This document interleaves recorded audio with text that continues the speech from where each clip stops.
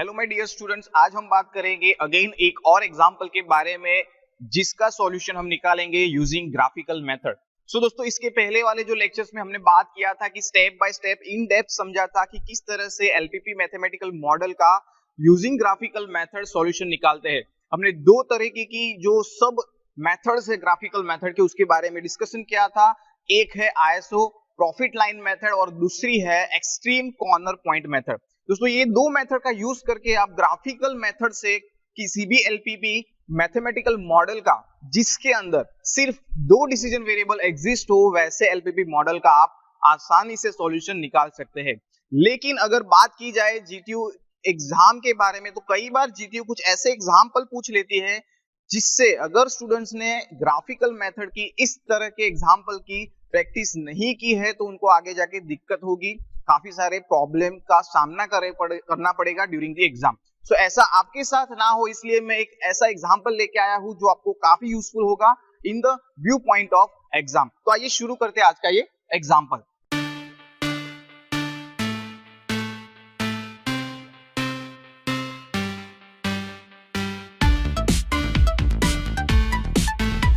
Subscribe now and press the bell icon. Never miss an update. यहाँ पे आप board पे देख सकते हो, एक अगेन मैंने मैक्सिमाइजेशन का ही केस लिया है। इसके आने वाले लेक्चर में मिनिमाइजेशन का भी एक प्रॉब्लम लूंगा, उसको किस तरह से ग्राफिकल से सॉल्व करते हैं वो भी हम देखेंगे। लेकिन आज के इस एग्जांपल की बात करेंगे तो सब्जेक्ट आपका जो ऑब्जेक्टिव फंक्शन है वो है maximise z minus x1 plus 2x2। आपको कंस्ट्रेंट तीन कंस्ट्रेंट दिए गए हैं 1, 2 and 3। Minus x1 plus 3x2 less than equal to 10, x1 plus x2 less than equal to 6, x1 minus x2 less than equal to 2 and the last non-negativity condition that is x1 x2 both are greater than equal to 0। ये वाला problem दोस्तों अगर आप देख सकते हो तो GTU ने 2012 में दिसंबर के एग्जाम जो होती थी विंटर एग्जाम राइट, उसके अंदर ये एग्जाम्पल पूछा था इन 7 मार्क्स। जी हाँ दोस्तों, पूरे 7 मार्क्स में एक एग्जाम्पल पूछा गया है 2012 में। और ऐसा ही प्रॉब्लम अगर आपको फिर से पूछा जाता है तो कौन सी आपको जो प्रिकॉशन लेनी है, कौन कौन से स्टेप्स में आपको थोड़ा ध्यान देना है उसके बारे में हम बात करेंगे। तो सबसे पहला जो स्टेप्स है कि ये जो प्रॉब्लम है उसका सॉल्यूशन कैसे निकालते हैं। So first step is to convert this constraint inequality into equality and find out the point for each constraint and put that constraint onto graph paper. ठीक है, तो यहाँ पे मैंने ग्राफ पेपर ड्रॉ किया है। अगर आप जो एग्जाम है तो एग्जाम में आपको आपकी सप्लीमेंट्री के लास्ट पेज पे एक ग्राफ दिया होता है तो वहां पे आप ये एग्जांपल सॉल्व कर सकते हो। जितने भी ग्राफिकल प्रॉब्लम अगर पूछे जाते हैं आपको तो आप you can use the last page of your supplementary as a graph paper. ठीक है, सो यहाँ पे सबसे पहले क्या करेंगे दोस्तों, ये जो कंस्ट्रेंट है उसकी इनइक्वालिटी को इक्वालिटी में कंसीडर करेंगे। सो सॉल्यूशन इसका किस तरह से आएगा, first convert this inequality into equality. You have to just assume कि ये सारी इनइक्वालिटी क्या है, इक्वालिटी है। सो फर्स्ट कंस्ट्रेंट में यहां पे लिख रहा हूं minus x1 plus 3x2 equals to 10।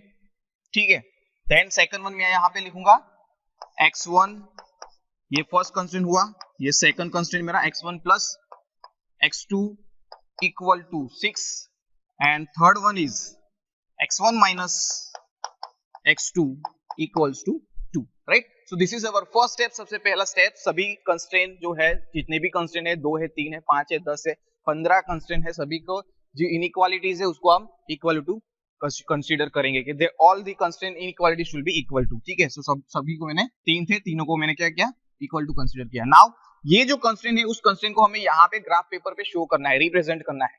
तो उसके लिए हमें 2 पॉइंट चाहिए, किसी भी लाइंस को रिप्रेजेंट करनी है। ठीक है, this is the equation of line. तो किसी भी लाइन को ग्राफ पेपर में रिप्रेजेंट करना है तो आपके पास मिनिमम 2 पॉइंट तो चाहिए। ठीक है, एक ही पॉइंट होगा that is known as a point. लेकिन जब 2 पॉइंट हो गए और 2 पॉइंट को आप मिलाओगे, जोड़ोगे तो आपको दिखाई देगी लाइन। तो ये जो लाइन है उसको रिप्रेजेंट करने के लिए 2 पॉइंट चाहिए। और 2 पॉइंट कैसे ढूंढने हैं, तो वो ढूंढने हैं, किसी एक को एज्यूम करना है कि भाई x1 इज इक्वल टू 0। सी यहाँ पे 0 ही एज्यूम करना है, इट इज नॉट फिक्स। हमें सिर्फ 2 पॉइंट चाहिए, वो 2 पॉइंट आप कैसे भी करके निकाल लो। आप x1 इज इक्वल टू 0 भी ले सकते हो, x1 इज इक्वल टू 3 भी ले सकते हो, कोई भी ले सकते हो। लेकिन 0 लेने से क्या होगा, हमें इजीली पॉइंट आउट हो जाएगा, पॉइंट हमें इजीली मिल जाएंगे। सो सबसे पहले इसके अंदर हम देखेंगे इफ x1 इज 0, डायरेक्टली मैं लिख रहा हूं। ठीक है, इफ x1 इज 0, x1 अगर 0 होगा, ठीक है, यहाँ पे x1 और x2 ये हमें ढूंढना है। तो इफ x1 इज 0, अगर इस इक्वेशन में x1 0 होगा फ्रेंड्स, तो x2 की वैल्यू कौन सी मिलेगी? x2 इज इक्वल टू कौन सी आएगी? 10/3, 10/3। ठीक है, now consider x2 is equal to 0। पहले हमने x1 इज इक्वल टू 0 लिया था, now consider x2 is equal to 0। So again x2 is equal to 0, then x1 कौन सा आएगा? x2 is equal to 0, then x1 is -10। देखो यहाँ पे माइनस आ रहा है अभी, और इस माइनस पॉइंट को कैसे रिप्रेजेंट करना है, कैसे आपको फिजिबल रीजन फाइंड करना है, वो हम देखेंगे आगे। ठीक है, नाउ इसके लिए देखो x1 इज इक्वल टू 0 हम लेंगे, तो if x1 is 0, if x1 is 0 then x2 is equal to what? x2 is equal to 6। And दूसरा पॉइंट क्या मिलेगा? if x2 is equal to 0, if x2 is equal to 0 then x1 is equal to 6। so ये दो point मिल गए। Now यहाँ पे constraint number 3, if x1 is equal to 0, x1 0 लगे हम, तो x2 क्या मिलेगा? -2। ठीक है, and if x2 is equal to 0, x2 अगर हम 0 लेंगे तो x1 क्या मिलेगा? 2। So now you have 3 points, 0, 10, 3, -10, 0 for constraint number 1, 0, 6, 6, 0 for constraint number 2, 0, -2, 2, 0 for constraint number 3। ये सभी लाइंस को, सभी कंस्ट्रेंट को हम क्या करेंगे अभी? ग्राफ पेपर पे रिप्रेजेंट कर देंगे। तो सबसे पहले कंस्ट्रेंट है उसको हम रिप्रेजेंट करेंगे 0, 10/3, 10/3। ठीक है, सो 10/3 अगर आप कैलकुलेटर में करोगे अप्रोक्सीमेटली कितना आंसर आएगा? 339। तो 3 पॉइंट समथिंग आएगा, 3.33 समथिंग। ठीक है, तो हम ग्राफ पेपर में इजीली शो कर सकते हैं। अगर आपके पास प्रॉपर ग्राफ पेज है तो you can easily represent this 3.33, right. So सबसे पहले 0, 10, 3, 10/3। सो यहाँ पे देखो x1 इज 0 है, so this is x1 line. मैं ये जो x एक्सिस है उसको x1 लाइन रिप्रेजेंट करूंगा, और ये जो वर्टिकल है दैट इज y एक्सिस उसको मैं x2 रिप्रेजेंट करूंगा। ठीक है, नाउ सी 0, 10, 3, तो x1 is, this is the x1 0, 10/3। सो ऊपर जाएगा y, x2 ये है हमारा, x2 कितना है? 10/3 है, तो x2 की लाइन ये है, तो x2 की लाइन 10/3 है, x1 की ये, तो x1 0 है, तो x1 0 यहाँ पे है, और x2 कितना है? 10/3, तो 10/3 यहाँ पे कहीं पे आएगा 3.33। So I represent here 3.33 something here. ठीक है, ये मैंने यहाँ पे ये डार्क सर्कल कर दिया, this is my 0, 10/3 point, right. Okay, now second point -10, 0 है, तो -10, 0 कहां पे आएगा? x1 is -10, so this is my x1 axis. ठीक है, ये कौन सी एक्सिस है? x1, तो x1 मेरा कितना है यहाँ पे? देखो -10 है, तो ये रहा मेरा x1 -10, और y जो x2 है वो कितना है? 0, तो x2 0 ये रहा, तो ये x2 और x1, तो यहाँ पे हो गया मेरा -10, 0, मतलब ये वाला पॉइंट। ठीक है, now I connect both the point which will represent the constraint number 1। जो पहला कंस्ट्रेंट है उसको रिप्रेजेंट करेगा ये दो पॉइंट जो मैं जोड़ूंगा, वो वाला कंस्ट्रेंट। ठीक है, तो मैं इसको अभी जोड़ रहा हूं।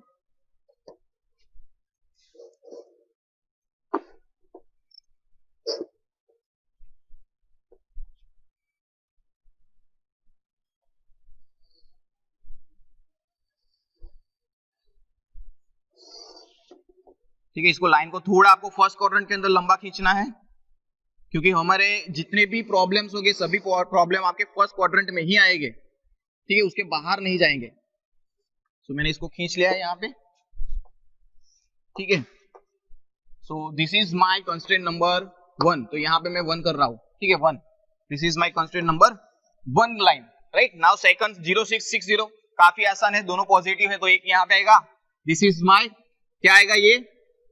6, 0, और 6, 0, और 0, 6 कहां पे जाएगा? इधर ऊपर, ये मेरा हो गया 0, 6, right. Now join this 2 point which will give the constraint number 2 line. So here and ये मैं ज्वाइन कर रहा हूं,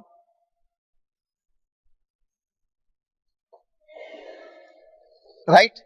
सो this is my constraint number 2 line, तो मैंने इसको भी रिप्रेजेंट कर दिया यहाँ पे।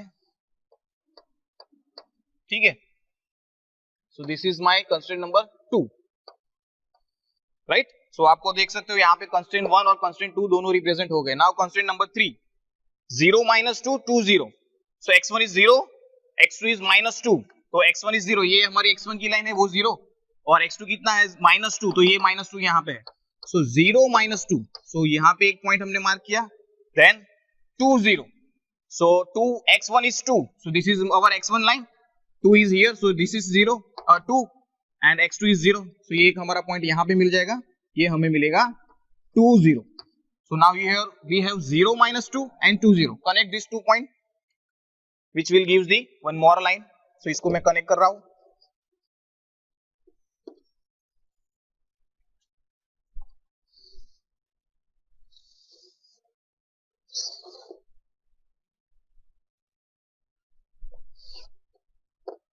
Right?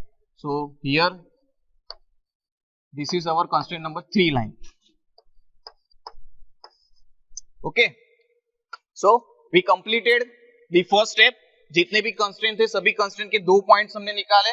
ये 2 पॉइंट्स इसलिए निकाले क्योंकि हमें ग्राफ पेपर में ये कंस्ट्रेंट रिप्रेजेंट करने हैं.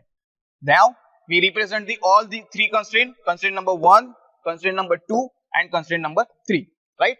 So ये स्टेप्स हमारा खत्म हुआ. Now next step कौन सा आएगा? Most important step, step number 2. Step number 2 आपका कौन सा होगा? Find out the feasible reason. क्या करना है? हमें फिजिबल रीजन निकालना है.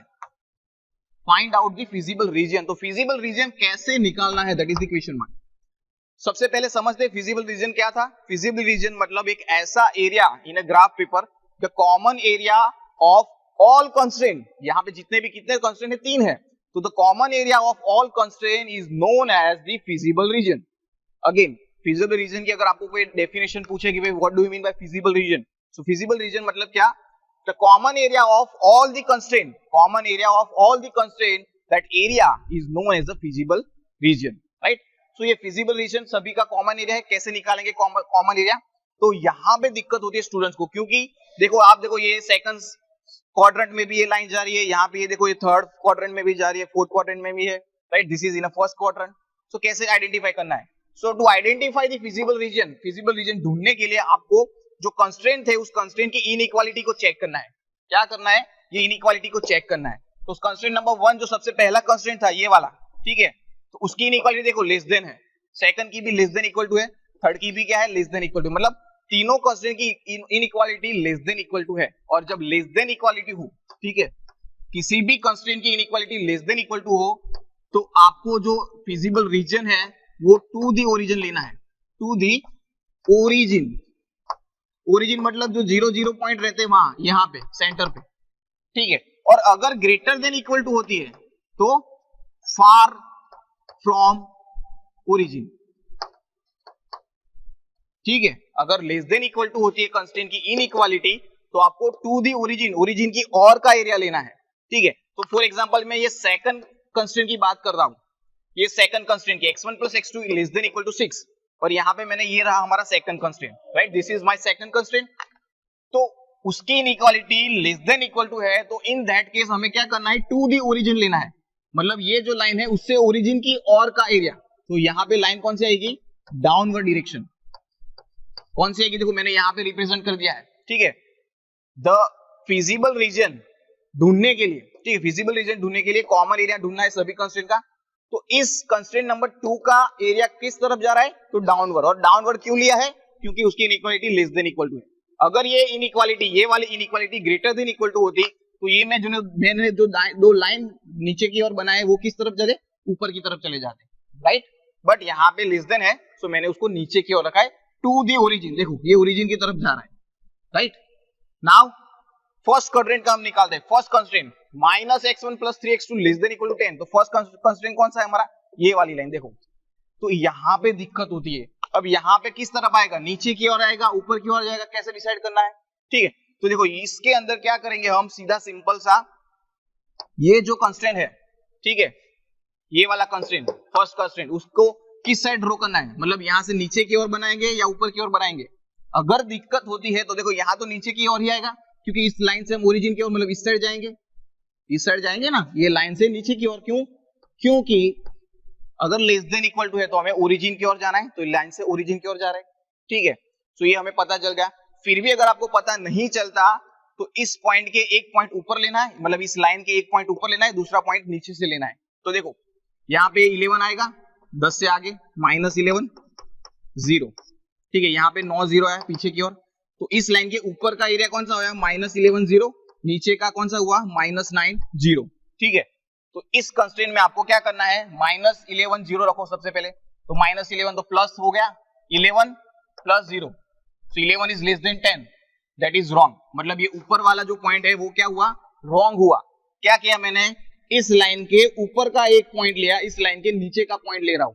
तो पहले ऊपर का पॉइंट कौन सा लिया, देखो ये लाइन के ऊपर का एक पॉइंट यहाँ पे होगा, जो वो क्या है, इस लाइन के ऊपर का है, -11 0, ठीक है। और इसको मैं यहाँ पे रखूंगा, तो -11, so +11 +3 into 0, so 0, so +11 less than equal to 10, तो वो सही है, नहीं वो गलत है। दैट मींस इस लाइन के नीचे का एरिया हमें लेना है। सो मैंने वो भी डाउनवर्ड डायरेक्शन में बता दिया। नाउ थर्ड कंस्ट्रेंट देखो, x1 - x2 less than equal to 2। तो यहाँ पे आप देखो सेम इश्यू यहाँ पे आप ये होगा, अभी ओरिजिन की ओर मतलब इस साइड जाना है, ठीक है। तो ये मैंने दो ड्रॉ कर दिया ऊपर की ओर, क्योंकि हमें ओरिजिन की ओर जाना है। लेकिन अगेन अगर आपको यहाँ पे भी पता नहीं चल रहा है कि ओरिजिन की ओर जाना है या फिर ओरिजिन से दूर जाना है, तो आपको क्या करना है, इसी हिसाब से 2 पॉइंट लेने, मतलब एक आप 1 0 ले लो और 3 0 ले लो। आप चेक करके देखो ऊपर की ओर का ही एरिया आएगा, ठीक है। नाउ देखो कैसे कॉमन फाइंड करना है। तो यहां से आपको क्या करना है, एक पहले लाइन ऐसे बना देनी है, ठीक है एकदम। और हम दूसरी एक इंपॉर्टेंट बात कि हमारा जो फिजिबल रीजन है, वो feasible region it is always लाई, ये लिख लो आप, always lie in first quadrant only, ठीक है। ये बड़े अक्षरों से लिख लो या याद रख लो कि फिजिबल रीजन है वो ऑलवेज हमें फर्स्ट क्वाड्रेंट में ही मिलेगा, उसके अलावा किसी और क्वाड्रेंट में, सेकंड, थर्ड और फोर्थ में कभी भी नहीं मिलेगा। क्यों, क्योंकि हमारे जो x1 और x2 है वो ग्रेटर देन इक्वल टू 0 है, मतलब x1 और x2 है वो ग्रेटर देन 0, मतलब यही क्वाड्रेंट में जाएगा, वो सेकंड, थर्ड, फोर्थ में नहीं जाएगा। सो यहाँ पे देखो ये लाइन का ये रीजन हो गया, यहां से इसका क्या होगा, ऐसे मैं बना रहा हूं, ठीक है। और इसका मैं ऊपर ऐसे कुछ जिगजैग कर रहा हूं। तो आप देख सकते हो ये मैंने जो 3 अलग अलग लाइन बनाई, यहाँ पे देखो स्ट्रेट लाइन खींची है कंस्ट्रेंट नंबर 2 के लिए, कंस्ट्रेंट नंबर 1 के लिए मैंने ये देखो जिगजैग लाइन खींची, इसके लिए थोड़ी सी जिगजैग लाइन ऊपर की ओर खींची। तो जो कॉमन लाइन जहां पे सबसे ज्यादा इंटरेक्शन हो रहा है, देखो यहाँ पे सिर्फ एक ही लाइन मुझे दिखाई दे रही है, ठीक है। यहाँ पे देखो सिर्फ यही है और ये है, लेकिन ये वाला जो रीजन है ये मैं डार्क कर रहा हूं, ठीक है। ये जो मैं डार्क कर रहा हूं, दिस रीजन, ये थोड़ा आपको लॉजिकली भी सोचना है और देख के ही आपको पता चल जाएगा, इसमें कोई ऐसा कोई प्रॉपर एग्जैक्ट आप अगर जैसे कॉमन सेंस लगाओगे तो भी पता चलेगा कि ये वाला रीजन है वो कॉमन है, ठीक है। कोई भी आप पॉइंट ले लो, देखो यहाँ पे मैं एक पॉइंट ले रहा हूं, तो ये पॉइंट है वो कंस्ट्रेंट नंबर 1 को सेटिस्फाई नहीं कर रहा है, क्योंकि उसका रीजन नीचे की ओर है। यहाँ पे एक पॉइंट ले रहा हूं, ये पॉइंट मैंने लिया, तो ये पॉइंट है वो कंस्ट्रेंट नंबर 3 को सेटिस्फाई नहीं कर रहा है, क्योंकि उसका रीजन तो ऊपर है, राइट। क्योंकि ये देखो 2 और 1 को ये सेटिस्फाई कर रहा है ये वाला पॉइंट, लेकिन 3 को नहीं कर रहा है। तो यहाँ पे अगर हम पॉइंट लेके, तो वो सभी कंस्ट्रेंट का क्या कर रहा है, सेटिस्फाई कर रहा है। मतलब ये जो मैंने बाउंड्रीज बनाई, that is known as a feasible region. तो ये मेरा हो गया फिजिबल रीजन, राइट। तो इसको हम क्या करेंगे, ऐसे डार्क कर देंगे, ठीक है। And this is known as our feasible region, right. So feasible region मिल गया हमें। उसके जो कॉर्नर पॉइंट है वो कौन कौन से है, तो यहाँ पे देखो ये है, सबसे पहले मार्किंग कर रहा हूं कि ये मेरा पॉइंट ए है, फिर ये बी है, ये सी, डी और ई। तो ए पॉइंट हमारा कौन सा हुआ, यहाँ पे अभी देखो ए पॉइंट कौन सा हुआ, ठीक है। ये मैं निकाल रहा हूं अभी,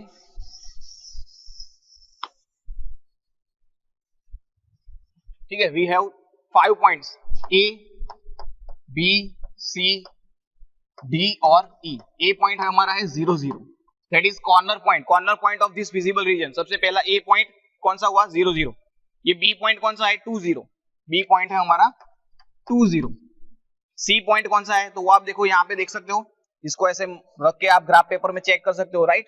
सो ग्राफ पेपर में चेक करोगे तो आपको सी पॉइंट और डी पॉइंट दोनों मिल जाएगा, ठीक है, राइट। सो सी पॉइंट आपका होगा, यहाँ पे देखो ये मैं ऐसे रखूंगा तो मुझे ग्राफ पेपर में ये 4 और यहाँ पे मिल रहा है 2, सो 4 2 4 2।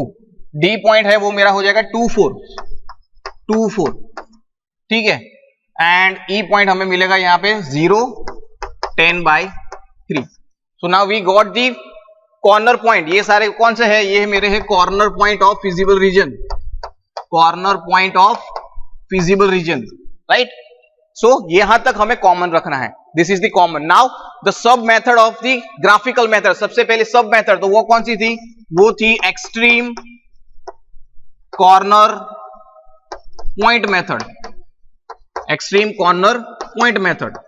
So this is the first method of graphical extreme corner point. आप एग्जाम के दरमियान कोई भी एक मेथड से सॉल्व कर सकते हैं. आप एक्सट्रीम कॉर्नर यूज करो या फिर आईएसओ प्रॉफिट लाइन या फिर कॉस्ट लाइन यूज कर सकते हो. तो सबसे पहले हम एक्सट्रीम कॉर्नर पॉइंट से कैसे सॉल्व करेंगे. तो देखो हमारे पास कॉर्नर पॉइंट है फिजिबल रीजन के 5. तो इस 5 फिजिबल रीजन के कॉर्नर पॉइंट को हमें कहां पे रखना है, हमारे ऑब्जेक्टिव फंक्शन में रखना है. ठीक है, तो हमारा ऑब्जेक्टिव फंक्शन, ठीक है, हमारा ऑब्जेक्टिव फंक्शन है z is equal to maximize है. So maximize z is equal to -x1 + 2x2. तो इसके अंदर हम क्या करेंगे, ये जो है वैल्यू वो सारी वैल्यू रखेंगे और उसका आंसर निकालेंगे. ठीक है, इस ऑब्जेक्टिव फंक्शन में ये सारे कॉर्नर पॉइंट रखेंगे. सो ए रखेंगे तो क्या मिलेगा आंसर हमें, ए का हमें आंसर मिलेगा z इज इक्वल टू क्या आएगा 0. फिर बी हम रखेंगे 2 0. तो 2 0 में z इज इक्वल टू क्या मिलेगा, देखो 2 0, सो -2 + 0, सो ये होगा -2. ठीक है, सी रखेंगे, सी कौन सा है 4 2. सो 4 2 रखेंगे तो z क्या मिलेगा हमें, z मिलेगा -4 + 4, तो हो जाएगा 0. राइट, देन d रखेंगे तो d का पॉइंट क्या है 2 4. तो 2 4 रखेंगे तो z हमें क्या मिलेगा, z हमें मिलेगा -2 + 8, सो ये हो जाएगा आपका 6. राइट, एंड लास्ट वाला e रखेंगे, e क्या है 0 10/3. सो 0 10/3, तो 0 यहां पे रखो तो -0 + 10/2 × 10/3, सो 20 / 3. तो 20 / 3 कीजिए, कितना आएगा, राइट, अप्रोक्सीमेटली 6 पॉइंट समथिंग आएगा. राइट, 6 पॉइंट समथिंग कुछ आपको मिलेगा, 6.37 समथिंग कुछ भी ले लो, but it is more than 6. Right, it is more than 6. Right, so now you have to check the value of all point. A की क्या आई 0, B की आई -2, C की आई 0, D की आई 6, E की आई 6.37. so ये सारी Z की जो वैल्यू हमें मिली उसमें से हमारा ऑब्जेक्टिव फंक्शन कौन सा है, मैक्सिमाइजेशन का है. so हमें वो वाला कॉर्नर पॉइंट लेना है जिसकी वैल्यू Z की सबसे ज्यादा पॉजिटिव आई है. तो देखो 0 है, -2 0, ये तो आएगी नहीं. 6 और 6.37, तो ये दोनों में से कौन सी आई मैक्सिमम, E पॉइंट की. So this is our answer, right? This is our answer. That our answer is, the solution is x1 is equal to 0, x2 is equal to 10/3, and z is equal to क्या आएगा, ये वाला है, and z is equal to 6 point something. So this is my answer, right? I hope कि आपको extreme corner point method से पता चल गया. नाउ उसकी दूसरी जो सब डिवीजन है, ठीक है, that is ISO profit line. यहां पे मैक्सिमाइजेशन का केस है तो उसको कहा जाएगा आईएसओ प्रॉफिट लाइन. तो आईएसओ प्रॉफिट लाइन से कैसे सॉल्व करेंगे, तो आईएसओ प्रॉफिट से कैसे सॉल्व करते हैं वो मैं आपको यहां पे दिखा देता हूं. ठीक है, आईएसओ प्रॉफिट लाइन से किस तरह से ये एग्जांपल सॉल्व होगा वो भी हम देख लेते हैं. सो आईएसओ प्रॉफिट लाइन के लिए हमें क्या करना है, सबसे पहले जो हमारा ऑब्जेक्टिव फंक्शन है, ठीक है, सेकंड मेथड है iso profit line method. So how to solve this problem by iso profit line method. तो ये जो ऑब्जेक्टिव फंक्शन है उसको क्या करना है, आपको एज्यूम करना है, z इज इक्वल टू कुछ एज्यूम करना है. सो मैं एज्यूम कर रहा हूं -x1 + 2x2 equals to z is equal to, मैं एज्यूम कर रहा हूं, एज्यूम कुछ भी आप कर सकते हो, राइट. तो मैंने यहां पे एज्यूम कर लिया है इट इज 2. ठीक है, मैंने क्या लिया 2 लिया. नाउ इस लाइन को आपको ग्राफ पेपर में रिप्रेजेंट करना है, तो कैसे करेंगे, तो 2 पॉइंट चाहिए. तो 2 पॉइंट के लिए मैंने सबसे पहले x इज इक्वल टू 0 लिया. अगर x 0 है तो x2 क्या मिलेगा 1, एंड अगर x2 मैंने 0 लिया, x2 0 लिया तो x1 मुझे क्या मिलेगा -2. राइट, तो 0 1 -2 0. सो सबसे पहले 0 1 में रिप्रेजेंट करूंगा. सो 0 1 कहां पाएगा, x1 is 0, right, and x2 is 1. सो एक पॉइंट मुझे यहां पे मिलेगा, ये मेरा हुआ 0 1, राइट, एंड दूसरा -2 0. सो -2 यहां पे x आएगा -2 0. सो एक पॉइंट मुझे यहां पे मिला और दूसरा मुझे यहां पे मिला. तो ये 2 पॉइंट को मैं क्या करूंगा, ज्वाइंट कर दूंगा और एक लाइन खींचूंगा. ठीक है, एक लाइन खींचूंगा. सो इस पॉइंट को मैं ज्वाइंट करके एक लाइन खींच रहा हूं, डॉटेड लाइन होगी जो, जिसको हम कहेंगे ISO profit line. Right. So now you can see this dotted line, आप ये डॉटेड लाइन देख सकते हो, राइट। और इस लाइन को कहा जाएगा isoprofit line method, sorry isoprofit line. ये जो डॉटेड लाइन दिख रहे हो उसको कहा जाएगा आइसोप्रोफिट लाइन। नाउ इसको क्या करना है, इस लाइन पे आपको स्केल रखनी है।